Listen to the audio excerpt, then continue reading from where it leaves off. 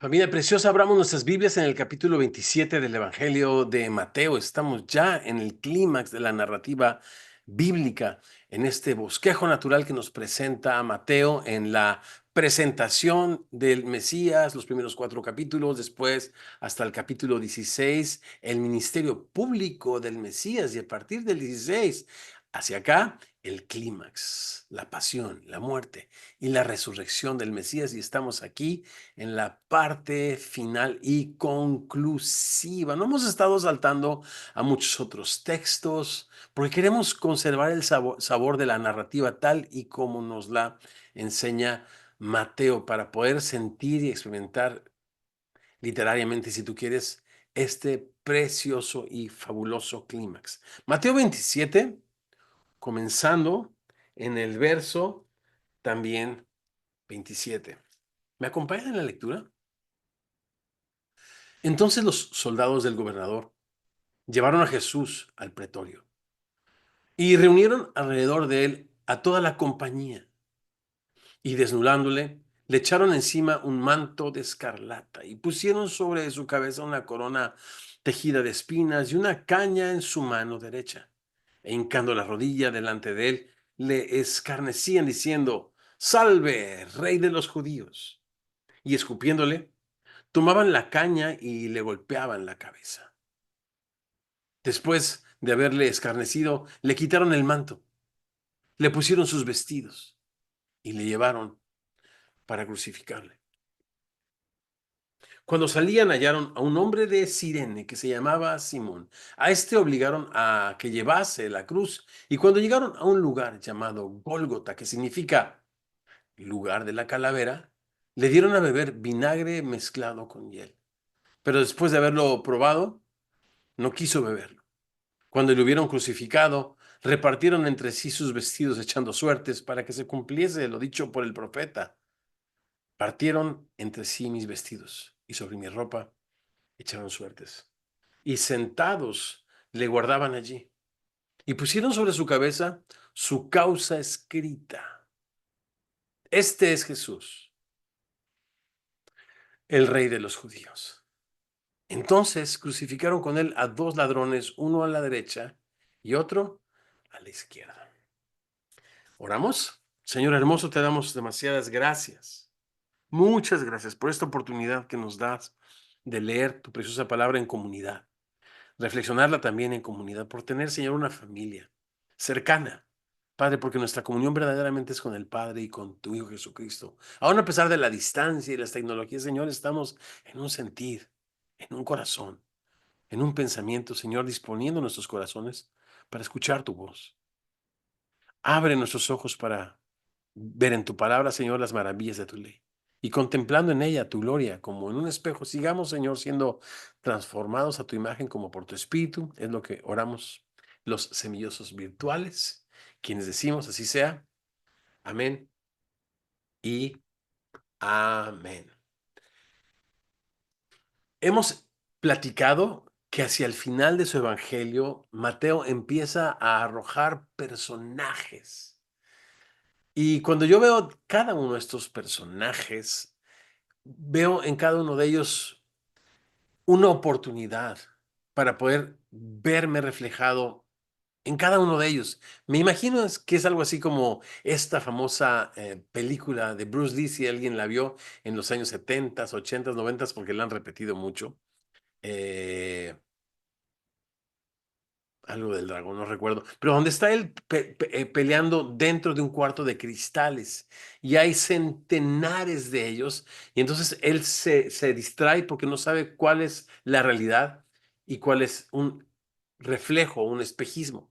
Y yo pienso que estos personajes son como muchos cristales donde nosotros pudiéramos vernos, y en algunos vamos a poder observarnos bastante bien, porque repito, la idea de Mateo es que podamos reflexionar y decidir dónde estamos y dónde queremos estar en relación a la revelación, ministerio y glorificación de nuestro Señor Jesucristo. ¿Dónde es que está nuestra fe? Por lo tanto, Aquí hay bastante oportunidad en estos 10 versículos que vamos a no solamente reflexionar en esta semana, en este momento, sino a través de toda la semana en nuestras células. Yo titulé esta pequeña porción Cuando crucificaron a Jesús. Cuando crucificaron a Jesús, en primer lugar, versos 27 al 31 es la porción más grande. Muchos se burlaban. Cuando crucificaron al Señor, versos 32 al 34, para algunos fue molesto. Cuando crucificaron al Señor, versos 35 al 36, unos pocos hicieron, ¿pueden creer esto? Negocio con ello. Unos hicieron negocio. No vieron valor más allá que el de sus pertenencias. Y en cuarto lugar y último, cuando crucificaron a Jesús, el rey se sentó en su trono. Muy bien, comenzamos en la primera reflexión, ahí en el verso 27, y yo voy a leer, si me lo permiten, nuevamente estos versos. Entonces los soldados del gobernador llevaron a Jesús al pretorio y reunieron alrededor de él a toda la compañía. Era una compañía de algo así como el servicio secreto. Voy a quitar esta cosa que tengo aquí, perdónenme un segundo. El servicio secreto de Pilato, en otras palabras, la guardia personal de Pilato, porque estas compañías alrededor de todo el imperio podían llegar hasta ser 600 soldados. Pero no significa que todos ellos estaban de base en Jerusalén. Repito, Pilato venía de Cesarea o de Cesarea Marítima y para supervisar las fiestas, y en este caso que le cayó el juicio de Jesús, venía con él una gran compañía de soldados. Verso 28, y desnudándole, le echaron encima un manto de escarlata y pusieron sobre su cabeza una corona tejida de espinas y una caña en su mano derecha, e hincando la rodilla delante de él, le escarnecían. Esto es, hacían burla de él, diciendo, salve, el saludo a los reyes, salve, rey de los judíos. Los líderes religiosos ya se habían burlado hasta el cansancio de Jesús como el Mesías. Ahora tocaba el turno a los soldados, a estos que hacían burla de Jesús, pero ahora en su realeza, como el rey de los judíos. Tal es el caso que, bueno, la púrpura era aquella tela costosísima, carísima que vestían los reyes, pero ellos, al no tener una púrpura disponible para ellos, le vistieron con una capa roja de soldados romanos. A eso se refiere con que le pusieron una capa de escarlata, ¿no? Pero haciendo referencia a la ropa que solamente los reyes visten para hacer escarnio y burla de Jesús. La crucifixión era la muerte más violenta, más dolorosa y más humillante que un ser humano pudiera experimentar. No habían crucificado a Jesús y ya le habían comenzado a humillar desnudándole. Era la costumbre crucificar desnudo entre el cielo y la tierra a aquellos criminales. Pero había comenzado ya su ejecución desde los azotes que había recibido el Señor, a lo que se le conoce como la flagelación, con este látigo de diferentes puntas de cuero, y en las puntas de tiras de cuero, y en la punta de cada una de esas tiras de cuero era costumbre poner o cuchillas de hueso o bolas de plomo para desgarrar los tejidos de la espalda. Y esta flagelación, en esta flagelación se buscaba la confesión del criminal que confesaba sus crímenes. Pero Jesús no hizo pecado ni se halló engaño en su boca. Por lo tanto, su flagelación o los azotes iban en aumento, en aumento, en aumento. Muchos condenados a muerte eran la flagelación, que morían por un shock endémico o por la pérdida de sangre y un paro cardíaco, ¿no? Verso 30. Y escupiéndole Tomaban la caña, una especie de cetro. Ya ven que todos los reyes tienen un cetro. Le pusieron una caña y con esta le golpeaban la cabeza.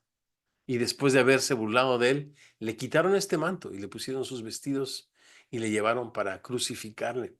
Eh, de la burla de estos soldados, esta compañía de soldados, que algunos historiadores dicen que bien podía haber sido una compañía de varios cientos de soldados, todos alrededor de Jesús, burlándose de él y golpeándole a él. De la burla, repito, pasaron a la violencia y a la crueldad. Dicen los estudiosos del léxico griego, el idioma en el que fue escrito el Nuevo Testamento, que el tiempo imperfecto de estos verbos sugiere una constante o una actividad continua. Le golpeaban y le seguían golpeando, le golpeaban y le seguían golpeando. Ahora, al criminal se le hacía cargar el travesaño de la cruz, el cual podía pesar entre 50 y 75 kilos, y se escogía el camino más largo hasta el lugar de ejecución para que esto fuese un castigo ejemplar y para que el resto de los ciudadanos temieran al imperio romano, ¿no? También en este cargar de Jesús su cruz, podemos pensar en esta invitación que nos hizo en Mateo 16:24, cualquiera que quiera venir en pos de mí, niéguese a sí mismo, tome su cruz. No habla de circunstancias, no habla de una jornada, no habla de una vida, habla de un instrumento de muerte, de un camino sin retorno. Seguir a Jesús es morir para vivir, es perder para ganar, perder nuestras vidas en manos del Señor para hallarla en su reino, ¿no? Y es así como el Señor caminó. Y pensando en esta primera porción, cuando Jesús fue crucificado, muchos hicieron burla de él. Pensando en esta primera parte,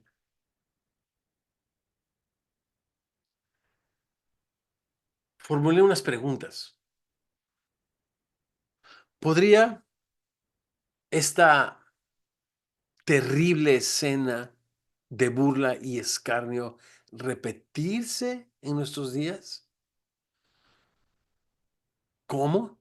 ¿Podría alguien ofrecerle a Jesús a sabiendas adoración falsa? Cuando con nuestros labios le decimos, salve Rey de los judíos, pero cuando nuestros hechos niegan al Señor, ¿no esto es una burla? ¿No esta es como la de los soldados, una alabanza falsa? Otra cosa, qué cosas pudieran herir a Jesús el día de hoy? Cuando estudiamos Apocalipsis, si algo vimos es la indignación del Señor que vengaría la sangre de sus mártires. ¿No? Eh, Perseguir a sus santos es perseguirle a Él, ¿no? Darle un vaso de agua a sus siervos es dársela a Él. ¿Qué cosas podrían herir hoy en día al Señor como herido fue aquel día que le crucificaron? Yo creo que aquí hay mucho que pensar, porque pudiésemos, repito, juzgar muy prontamente a los soldados y caer en el mismo tipo de burla y de falsa adoración cuando nosotros decimos amarle, decimos seguirle, decimos servirle, pero la verdad, nada de eso es una realidad en nuestras vidas, así de grotesco. Es una vida religiosa, de formas, una vida que busca agradar a los ojos, que busca agradar al hombre, que busca cumplir con ritos, ofrendas, pero no busca darle honor y gloria a Jesucristo en todo lo que se hace y en todo lo que se dice congruentemente con lo que creemos, ¿no? Cuando Jesús fue entregado, se hizo burla de él. Y estos personajes que nos da Mateo, repito, son una ayuda para que nosotros nos examinemos y podamos considerar si verdaderamente estamos en la fe del Hijo de Dios. En segundo lugar, cuando Jesucristo fue crucificado, verso 32, para algunos, como Simón de Sirene, fue una molestia.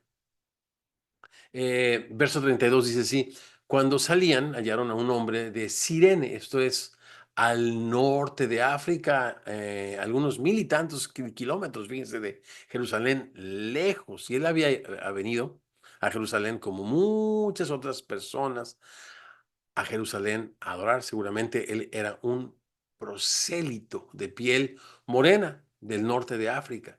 Evidentemente era un extranjero a quien rápidamente los soldados romanos identificaron y le obligaron, dice aquí el verso 32, a llevar la cruz de Jesús. Tú puedes decir, qué privilegio más grande, pero ponte a pensar, Simón de Sirene viene solamente para las fiestas, ha vivido 1500 o 1000 y algo de kilómetros distante de toda aquella región. No es una época del mundo donde todas las noticias las tienes en el teléfono. Él no sabe quién es Jesús.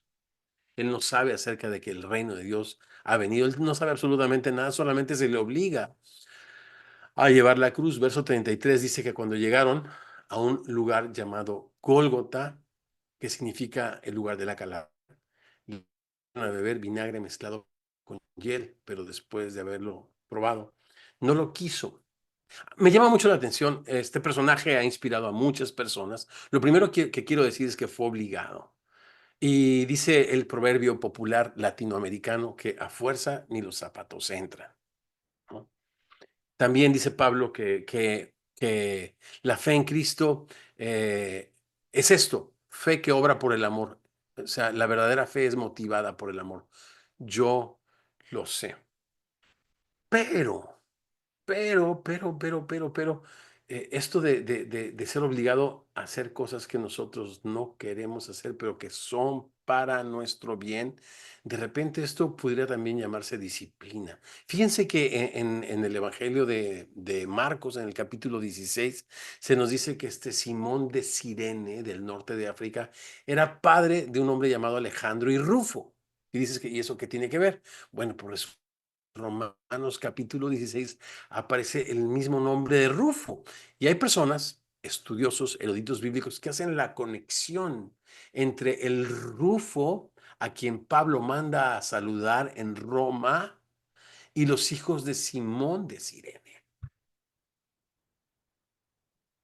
Por lo tanto, este ser obligado a llevar la cruz de Jesucristo, al final le obligó a ser testigo presencial de la crucifixión de Jesucristo, donde la justicia de Dios, pero la misericordia también, dice el libro de Isaías, se besaron. Y él, uniendo estos cabos que les estoy diciendo, reaccionó en arrepentimiento y en fe y dejando un legado para sus hijos. Rufo, a quien, repito, manda a saludar el apóstol Pablo en el capítulo 16 del libro de Romanos. Entonces, esto de hacer las cosas por obligación, eh, cuando es la única y última motivación, yo creo que estamos en problemas, pero yo pienso que cuando estamos creciendo en fe, esto es disciplina pura, ¿no? A veces el compartirnos nuestros devocionales amanece, no tenemos ganas de leer nuestra Biblia, estamos con demasiados compromisos. Si tuviésemos que leer nuestra Biblia, escribir lo que me dijo Dios en un papel y escribirle mi oración a Dios en un papel, a lo que nosotros los semillosos le llamamos un devocional. Si no estamos obligados a eso, que es disciplina pura, nos perderíamos de muchos momentos preciosos de intimidad con Dios, ¿no? Pero cuando nosotros rendimos cuentas voluntariamente, nos obligamos a enviarnos devocionales unos a otros, orar unos por otros. Y este tipo de disciplinas son buenas. Pablo hablaba de esas disciplinas y decía acerca del evangelismo, me es impuesta carga. Me es impuesta obligación. Y hay de mí si yo no anuncio el evangelio. Y la pregunta acá es, ¿a cuántas cosas estamos obligados, entre comillas, los cristianos? Dice que, ¿cuántas cosas? Pienso en Hechos 20, cuando Pablo se despide de los pastores de Éfeso, sus amigos, que les dice que es necesario acordarse de los pobres, por ejemplo, ¿no? Eso es algo necesario, eso es algo importante hacer, ¿no? Y hay muchas cosas que al cristiano le son impuestas, pero que al final constituyen, como en el caso de Simón de Sirene, una obligación. Para algunos fue una molestia. Pero qué triste es cuando nuestra fe en Cristo es solamente una molestia, ¿no? Cuando no abrimos y no disponemos nuestro corazón como Simón de Sirene, como Pablo, de que estas disciplinas nos acerquen más a Dios, a la obra de Dios, a la causa de Cristo y a su revelación, a la revelación de su gracia, de su amor, de su verdad, ¿no? Eso sí sería triste, pero bueno, aquí está. Llegaron al monte de la calavera y le dieron vino mezclado con hiel. Y esto era algo así como un analgésico, algo que hacía que las personas quedaran un poco mareadas, perdieran un poco la conciencia, y Jesús decidió enfrentar el dolor, el sufrimiento y la muerte en sus 5 sentidos, ¿no? Con gallardía, con valor, pero sobre todo con un gran amor que jamás podremos comprender. Cuando Jesús fue entregado, perdón, cuando fue el crucificado, algunos se burlaron, otros, para otros fue una molestia. En tercer lugar, para unos pocos fue un negocio, fíjate. Desde entonces, la palabra Jesús ha sido una marca, entre comillas, registrada con los que algunos han comerciado. Verso 35. Cuando le hubieron crucificado, repartieron entre sí sus vestidos, echando suertes. Para que se cumpliese lo dicho por el profeta, partieron entre sí mis vestidos y sobre mi ropa echaron suertes, y sentados le guardaban allí. Estos soldados se quedaron allí sentados para que nadie bajase el cuerpo del Señor, para que no se robasen los cuerpos, ¿no? Y entonces, bueno, pues esto era una costumbre, pero la crucifixión fue inventada no por los romanos, sino por los persas, y perfeccionada por los romanos para producir, repito, la más lenta y dolorosa de las muertes. El criminal, bajo la costumbre persa, era levantado de la tierra en una cruz, ¿no? Como una víctima, para no contaminar la tierra donde, decían los persas, caminaban los dioses. Y era una ejecución terrible, terrible. Y bueno, se han escrito muchas cosas acerca de los detalles de la crucifixión. Si alguien vio la Pasión de Cristo, una película no apta para menores o chiquitos, ¿no? Bueno, pues de ninguna manera, con todo lo sangrienta que es esa película y esas escenas, pudiese retratar la violencia, la crueldad y la humillación que un criminal, y que en este caso nuestro Señor, sufría. Porque después de haber sido azotado, cuando le desvestían, todos sus tejidos que habían quedado por la sangre pegados a su ropa eran tirados. Y cuando era clavado en la cruz, el nervio medio en las muñecas era atravesado, y se dicen que es el dolor más grande. Cuando el nervio medio es perforado, es algo así como un dolor incandescente, como un ardor que corre por todo el cuerpo, que no para. Pero ¿cuál era la muerte de crucifixión? Bueno, pues había muchas maneras en las que la gente crucificada moría. Una de ellas era pues esto, la pérdida de presión en el corazón por tanta sangre perdida, y entonces había un paro cardíaco, ¿no? Podía haber un paro cardíaco. También podían Lo primero en lo que se piensa es que el criminal, cuando está colgado en una cruz, su diafragma se empieza a obstruir y empieza a perder la respiración. Y el poquito aire que puede jalar no lo puede exhalar. Entonces empieza a ahogarse con su propio aire, con el propio aire de sus pulmones. Sus pulmones están llenos de aire, pero se empiezan a convertir ya no en oxígeno, ¿no? Y entonces, bueno, empieza a asfixiarse, pero para poder jalar nuevo aire y para poder exhalar, tiene que levantarse, y para levantarse un poco tiene que sostenerse de las piernas, que también están perforadas por los clavos. Es un dolor extraordinario. Repito, es una muerte diseñada para que fuese una tortura, la más violenta, cruel, humillante y dolorosa que el ser humano ha experimentado.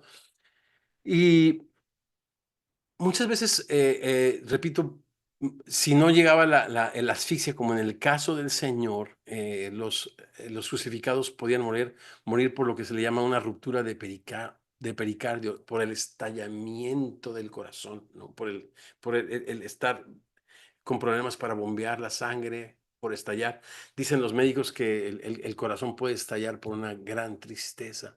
En el libro de Juan se nos dice que un centurión llegó con Jesús, y para comprobar que él estaba muerto, él perforó su costado y salió de su costado agua mezclada con sangre. Y parece ser que cuando el pericardio se rompe, cuando el corazón estalla, y esto es por una profunda tristeza y dolor, es que es eso, que ha habido estallamiento del corazón, ¿no? Se mezcla el agua con la sangre, que fue lo que pasó a Jesús, ¿no? Entonces, una agonía terrible, y en eso nosotros podemos considerar el gran, gran amor de Dios, porque en estos versos que acabamos de leer, el verso particularmente 35, dice que sucedió para que se cumpliese lo dicho por el profeta. La profecía se cumplió, dejando en claro que Jesús, pues, no murió como una víctima, ni de las circunstancias,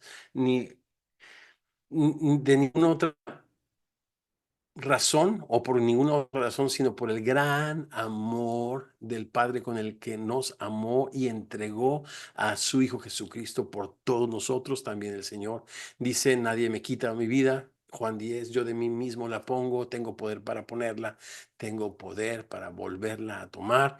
Y entonces, en esta escena tan terrible, podemos ver el gran, gran, gran, gran, gran amor de Dios.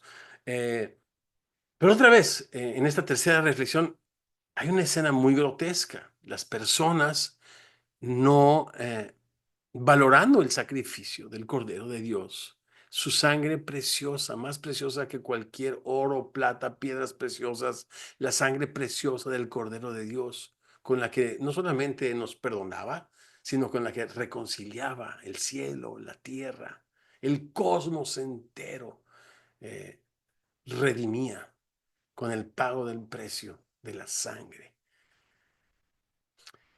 Y la profecía, repito, se cumple, dejando en claro que Jesús murió por amor, entregando su vida por todos nosotros. Esta escena grotesca de los soldados, eh, pues nos habla de lo que hubo y de lo que hay hasta el día de hoy. Hoy pudiera ver esa escena grotesca donde Jesús no es honrado, donde Jesús no es apreciado, donde de Jesús solamente se hace mercadería, donde se le considera un fin para conseguir nuestros deseos mezquinos, temporales, seculares, aquí y ahora, ¿no? Eso es lo que pretende la religión, servirse del nombre de Jesús. Es muy terrible. Y también, otra vez, estos personajes que echan suertes para ver quién se queda con el manto del Señor, imagínense nada más, en cumplimiento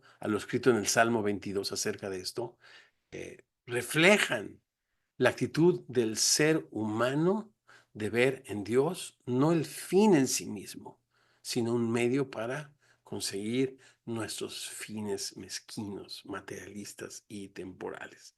Y bueno, también es una muy buena oportunidad para nosotros preguntarnos, ¿Sirvo a Jesús o me sirvo de Él? ¿Él existe para mis propósitos o yo existo para sus propósitos eternos? Y en último lugar, la última reflexión. Cuando Jesús fue crucificado, el rey se sentó en su trono. Verso 37. Vamos a leerlo, hacer nuestra última reflexión antes de tomar juntos la cena del Señor. Y pusieron sobre su cabeza su causa escrita. Este es Jesús, el rey de los judíos. Me llama mucho la atención. Me llama mucho la atención porque cada que leo este pasaje, mis ojos quieren leer y pusieron sobre su cabeza su identidad. ¿Quién era este hombre? Este es Jesús, el rey de los judíos. Pero no dice eso. Dice que pusieron su causa. Se me hace muy interesante esto, porque, porque Jesús murió por una causa. Y la causa es llenar toda la tierra de su conocimiento, traer el reino de los cielos a la tierra, a que los seres humanos aprendamos a tratarnos con respeto, con amor, con misericordia, a cada área de la miseria humana y los lugares más oscuros, ¿no? Donde el pecado ha distorsionado la creación de Dios, ya la ha contaminado, la ha ensuciado el Señor. Su causa es hacer nuevas todas las cosas, ¿no? Y aquí está, pusieron sobre su cabeza su causa, y esta es su causa. Y entonces es increíble que nosotros pensamos que Jesús se hizo rey cuando fue ascendido, y como dice Daniel 7, y lo hemos comentado, cuando el Hijo del Hombre se sienta a la diestra del Padre, ¿no?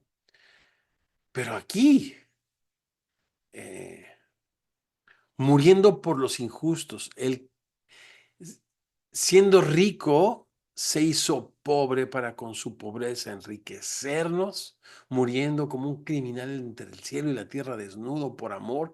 Es así como el Señor llega a ser rey y a sentarse en el trono nuevamente del universo.